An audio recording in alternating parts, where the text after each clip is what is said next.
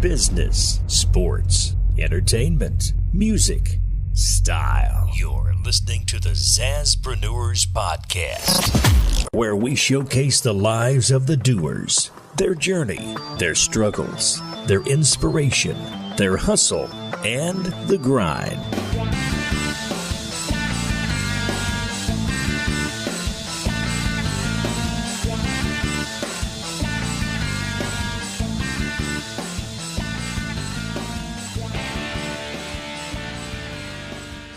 Hello everyone, I'm Rohit Thakur, your host of the Zazzpreneurs Podcast. For our second episode, we have with us Ajinkya Hange, the co-founder of Two Brothers Organic Farms.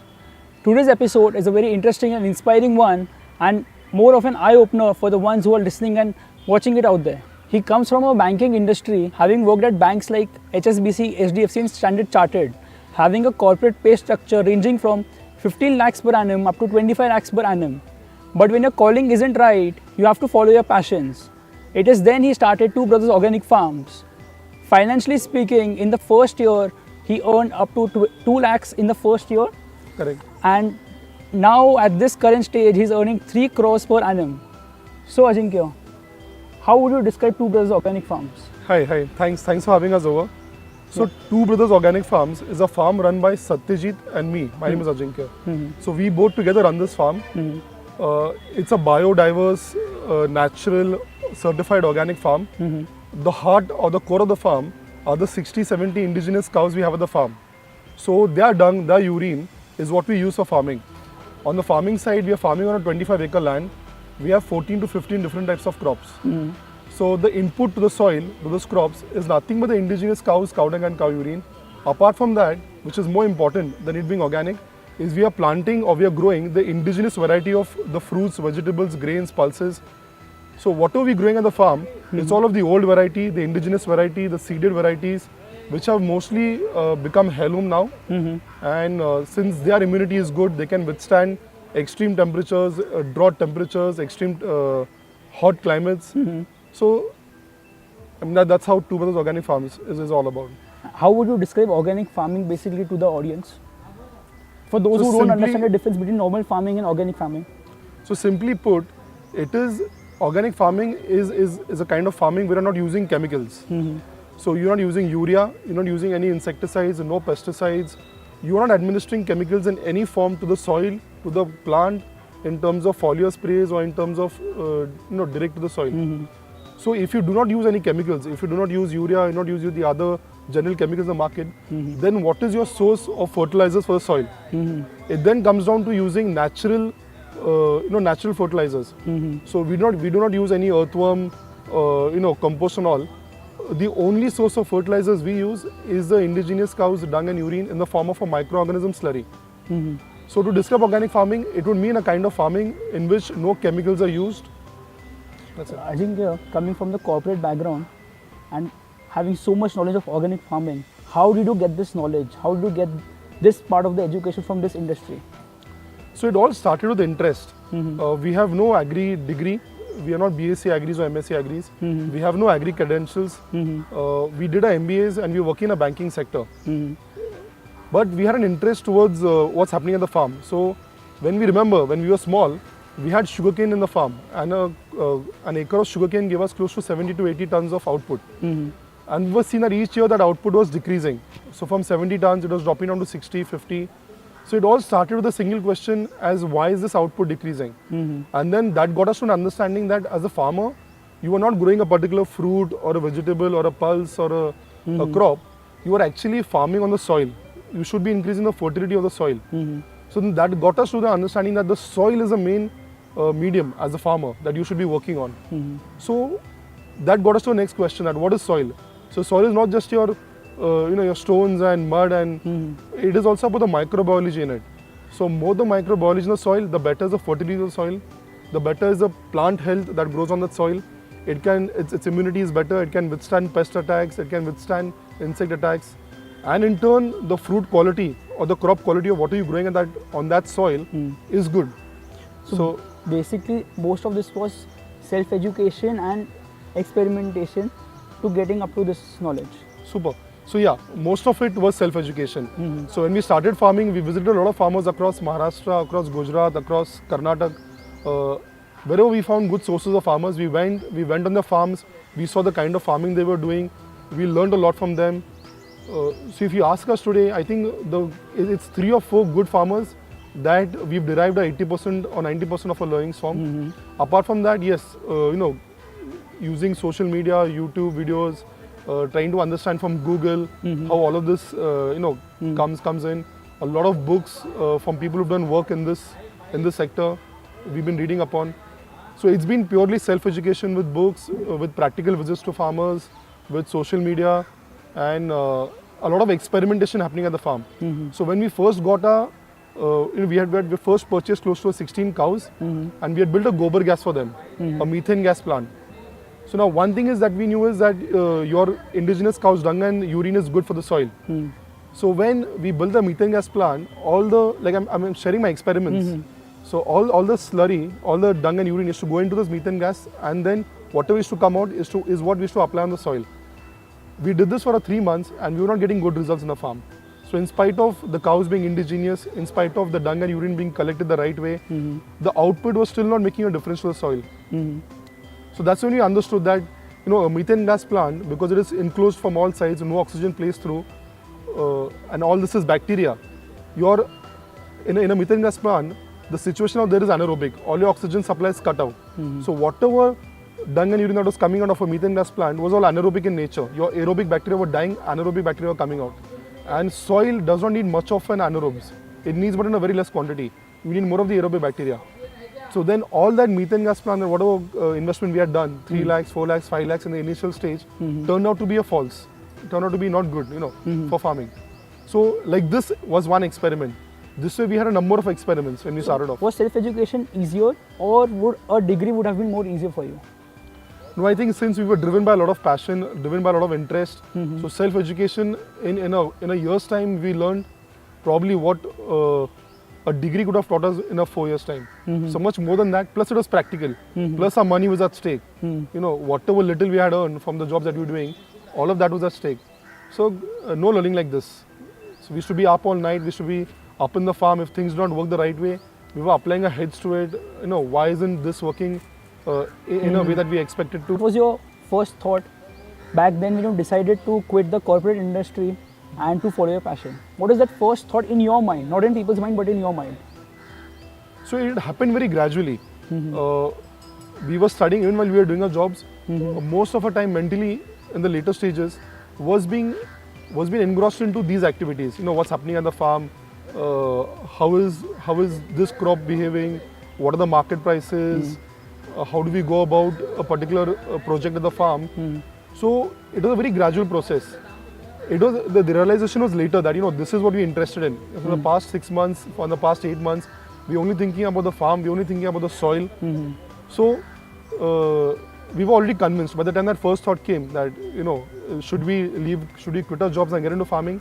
At some stage we were already convinced that this is where anyways in the past 7-8 months our energies are going into, our thoughts are going into, our time is going in, and this is what we love. So just let's do what we love. This was the kind of a realization that dawned onto us. Nice. Having spent 8 months in this. Very interesting. Speaking of earning 3 crores per annum, there is a misconception in people's mind regarding farming and its earnings.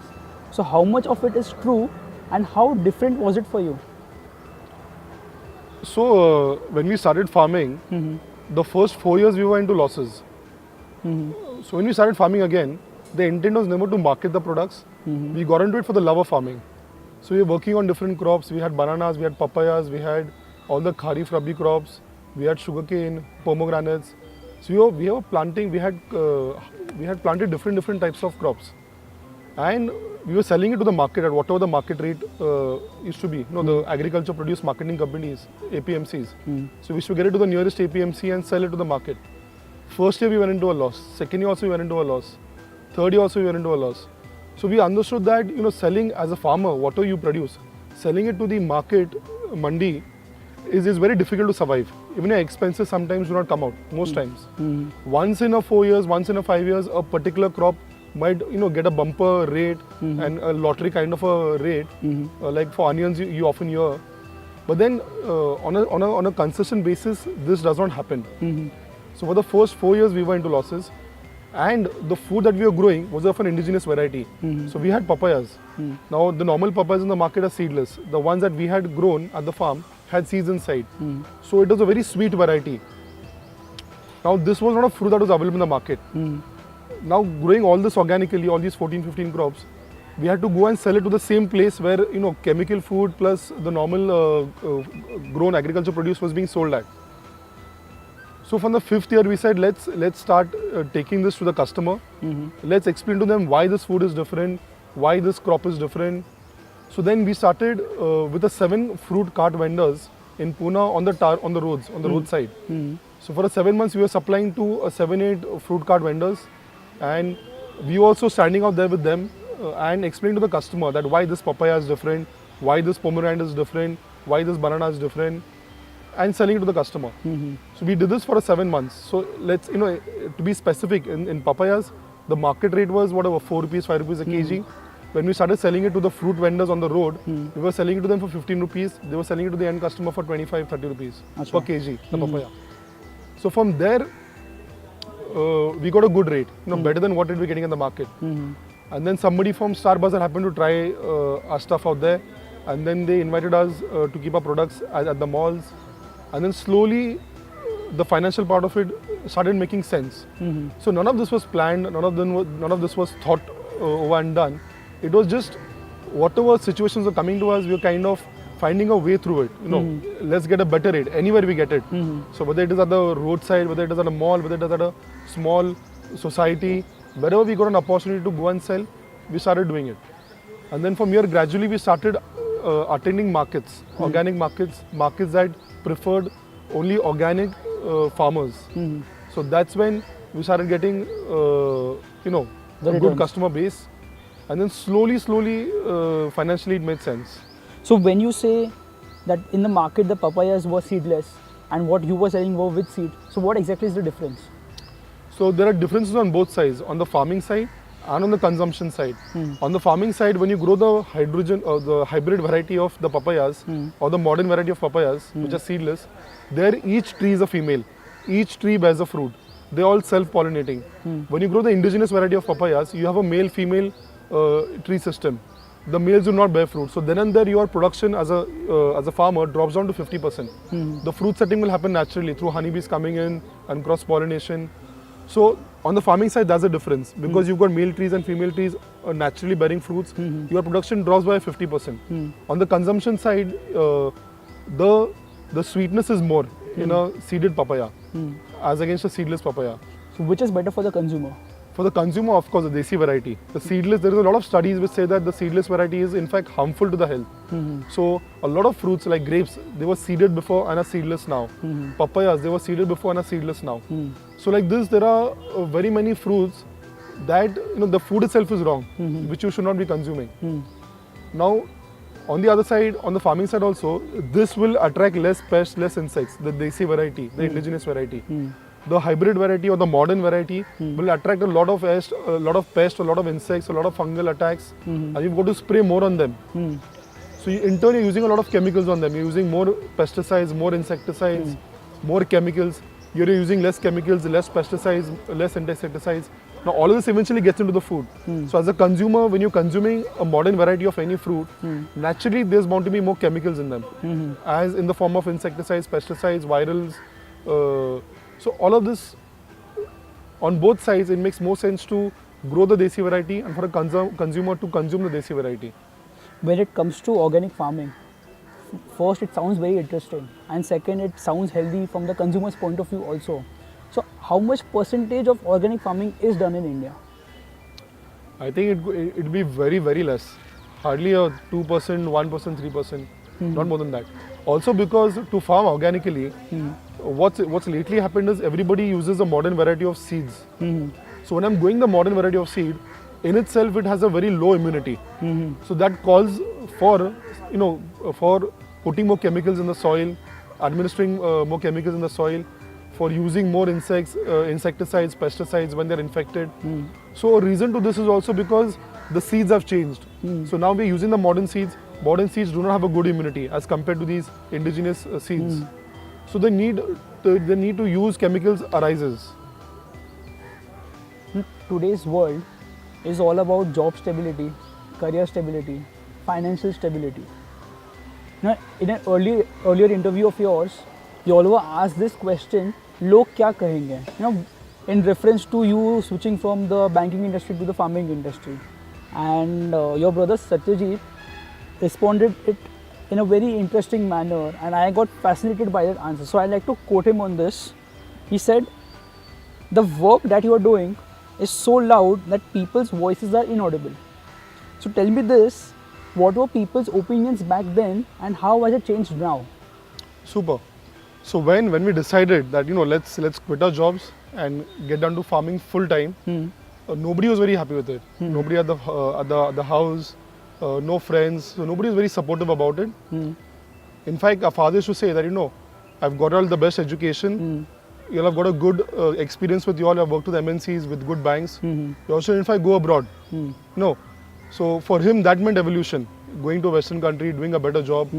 So and coming back to the farm, from a city, coming back to a village and doing farming was not evolving. It was devolving, kind of a thing.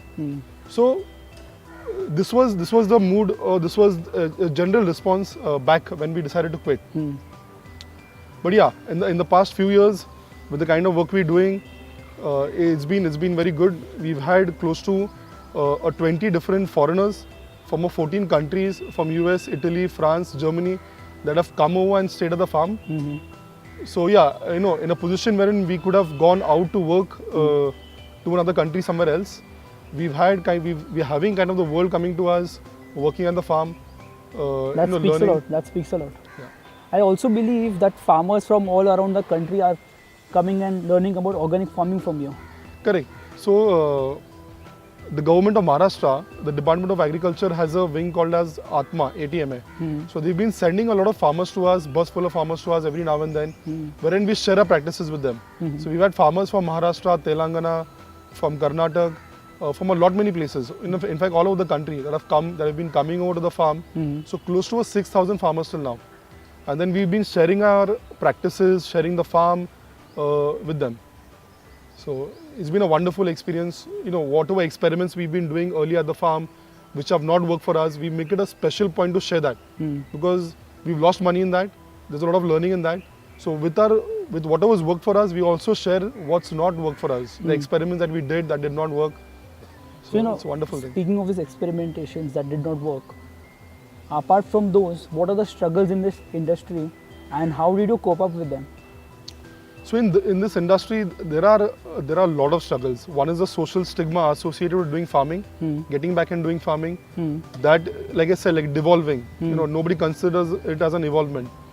So that is one. Apart from that, there are practical problems to it. Like for example, as a farmer, like I said before, it is very difficult to get a good rate for your produce. Whatever rate you get at the mandi, at the market, it is such that it is difficult to be sustainable. Even your expenses do not get covered. So that's a very practical problem. Along with that, you have the natural problems. Like in our area, it's a drought-prone area. We have very less water. Sometimes, there's all of a sudden there's an ice fall. At times there is less water. At times there's more water. There are fungal attacks. There are viral attacks. When a cloudy atmosphere comes, we're growing pomegranates. A lot of other farmers next to us growing grapes. So a lot of spraying happens. A lot of chemical foliar sprays happen. So there are challenges on all fronts, on the market front, on the natural front with the nature, on the species, the varieties of fruits that you're growing, they're not having a good immunity. So it's challenges from all fronts. But how did you cope up with them? Was it earlier failures and you learned from your mistakes, or did you know what to do? Did you seek help from others? No. So whatever situation you're going through, you're always trying to find a way through it. So there was no one specific plan, one specific action about it. But whatever we are facing, we are trying to find some way through it. Like marketing, I shared. If on the road, we sold on the road. So same with the seeds. We went around a lot of farmers. So just to make it a little more scientific, we understood that monocropping is not good. Planting only one crop, this 1 acre only of pomegranates, this 1 acre only of bananas, this 1 acre only of sugarcane is not the right thing. So planting a monocot and a dicots together with as many as crops as you can. So it could be 10 crops in 1 acre, 12 crops in 1 acre. Then they work symbiotically with each other. So we found answers at every stage with every challenges that we faced. So it's just about being there and trying to find answers with whatever little resources, whatever little knowledge we could get our hands on. You spoke of selling with the fruit vendors on the road. Then Star Bazaar saw your product and then they picked you up. How much do these vendors and retailers help you in the process of reaching out to the consumers, or do even they create problems for you?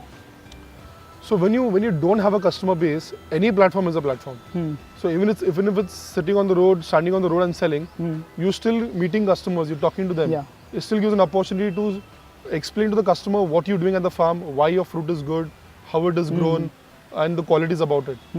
So when we started off, that was a platform. The malls gave us a better platform. But with the malls, what happens is that they believe a lot in grading system. So they want all your pomegranates to be of a particular size. Only 300 grams, only 250 grams plus. They want it to be very good from the outer side. So no patches, no blogs, no blots on the fruit. So then it becomes difficult for the farmer. So even when we are working with these retail chains, only 30% of our produce is going to them because of the kind of a grading system they have. And then 70% of it is going back to the market. So each had its own challenges. They gave us a platform, but then it came with its own challenges. So that we had to keep finding our way through all this. So what's going on for you right now? Can you give us an insight into Amore Earth and Freshura? And let people also know what those are. So now we have 14 to 15 crops at the farm. We're Which selling are it. Can you? So we have papayas, we have pomegranates, we have bananas, we have tur dal, dal and rice. We have chana dal, moong ki dal. We have sugarcane. We have udit ka dal. We have a lot of drumsticks, your drumstick tree, from which we're making moringa powder also. Achha. And we're selling those sambar, those sticks. So like this, there are around 12 to 15 crops that we're growing at the farm. Rabbi crops. We've got emmer wheat. It's an old variety of wheat, which is very less on gluten, which has a very low glycemic index as compared to the modern variety of wheat. Now this we are selling direct to the customer, most of this, through our online shop, through our distributors, through the retailers some of the retailers that we've tied up with. So consciously now we've tied up with a lot of retailers that sell or that prefer to sell only organic. So we're not selling through the malls also. We're selling through any shop that is selling only organic in Mumbai, in Pune, in Bangalore. So this is our present situation, near the farm. Does not selling through malls affect your customer base? So malls, like I said, it had its own challenge. They believe a lot in grading. They want a particular size of fruit. It should look very good from the outside. When you're farming organically, that doesn't happen. Your fruits will have patches from the out. They will not be all of the same standard varieties, same standard size. There's bound to be a lot of variation in that. But the malls prefer something that looks very good from the outside, that is standardized, like tennis balls. You'll have all the apples kept on the rack, or the pomegranates kept on the rack. So this is something which doesn't happen naturally. You would have small fruits, you would have big fruits, you would have medium fruits, you would have blotted fruits. To make them appear very good from the outside, you've got to use extra chemicals. So basically they're appealing to the customers in an aesthetic manner. Correct. And not from the Health point of view. Absolutely. So it is basically a situation wherein the customer is eating through his eyes. So whatever looks good to your eyes, you're going to consume that. What is good to the tongue comes secondary. So a lot of fruits varieties in this, I could get you the desi variety of which once you taste it on the tongue, it is very sweet. But in a retail chain, you're eating it by your eyes. You're looking at something that is very polished, something that is standard sized. So yeah, not everything that appeals to the eye is good for the tongue. Same thing. This is something that the consumers need to be educated about. Yeah, I think a lot of consumers already know about this. A lot of aware consumers know that an organic fruit will be a little ugly from the outside, but the inside is good. And could you give us an insight into Amore Earth and Freshura? What are these platforms? So Amore Earth is a brand through which we sell what we're growing at the farm, which is mostly grown without any chemicals. So Amore meaning love, earth meaning soil. So since we had a love for the soil, we got into this. So all our products come on the Amore earth. Now with this, we also had a lot of farmers around our area that were farming the way when they're coming to us, they're learning from us and farming. And then they had the same problem that we had. So they were not getting a good market for the produce. Even if they had grown it organically, there was no market for it. So then the brand Freshura came in, a fresh aura, Freshura. So through that, we intend to help farmers that are growing it the right way and then take the produce under the name Freshura to the market and help customers. And could you also tell us about the farmers market that is organized by you? So the farmers market, we are attending a lot of farmers markets. One in Pune, two in Mumbai. There's one in Pune that happens on second Sundays and third Sundays of the month. It's the name of Conscious Community Market. Okay. That is one market that we are a part of, and it's a not-for-profit community initiative. It's a group of people that have come together and formed this. Similarly, in Mumbai, we had a lot of people with the same line of thinking, same interest groups, wanting to do something on organic food side, on the organic farming side, eco-friendly, sustainable, environment-friendly. So 14, 15 of us have come together and formed an initiative called Organic V, through which we run a market on every Saturday at Dadar, at the Five Gardens next to Parsi Colony. So these are markets through which we intend to help farmers. It's a not-for-profit initiative, so you aren't charged much. Farmers can come in, organic farmers, and sell their stuff, and the customers are there. And if people would like to buy your products online, how can they reach out to you? So we have a shop online. The URL is www.twobrothersindiashop.com. Okay. We also are available on Amazon. They can come there and directly purchase from the shops. I have one main important, the biggest question of them all. I would like you to give a word of inspiration to our audience who are stuck in the corporate structure, who are unable to pursue their passions and dreams for various reasons. A word to them to explain what was this journey for you, being in the corporate structure, and that difference from now doing something on your own. Super. So this has been more of an unfolding for us. One advice I would like to give anybody is, follow your gut, follow your passion, and keep stuck to it. So there is something we believed in, which we called as burning our bridges. So once we had left our jobs and got into farming, we made sure we had no plan B. Come what may. I mean, whatever happens, we had to find a way through this. So yeah, I mean, find your passion in life and just burn all your bridges. Let that be the only thing you want to do, and 100% you find a way through it. Very interesting. I think that's the perfect way to end this episode, Ajinkya. Thank you very much for being a part of this podcast. Thank you. Thank you. Thank you.